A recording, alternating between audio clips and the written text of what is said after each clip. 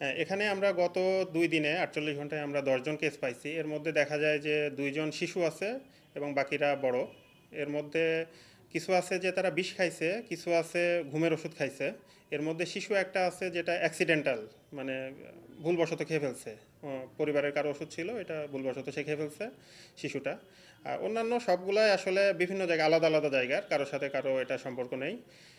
এটা সম্পূর্ণ আলাদা। এটা হুট করে বেড়ে যাওয়ার কারণ আমরা আসলে এখনো বুঝতে পারছি না। তবে আর্থসামাজিক যে কন্ডিশন, এটা একটা কারণ হতে পারে, পারিবারিক কলহ এটা হতে পারে।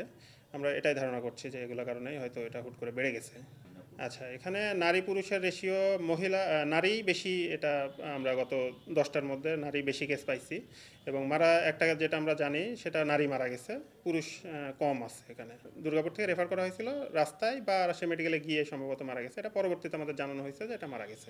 এটা ২৮ তারিখ থেকে গত ১ তারিখ পর্যন্ত এটা পাওয়া গেছে। আজকে আজকে ২ তারিখ হয়ে গেছে, আজকে এখন পর্যন্ত আমরা কোনো কেস পাইনি এই ধরনের। যারা এখানে হসপিটালে রাখার মতো ছিল, প্রাথমিক চিকিৎসা দিয়ে তারা ভর্তি ছিল এবং সুস্থ হয়ে তাদেরকে অলরেডি বাসায় পাঠিয়ে দেওয়া হয়েছে। গত ২ দিনে হঠাৎ করে আমরা ৮ জনের বিষ পানের সংবাদ পেয়েছি।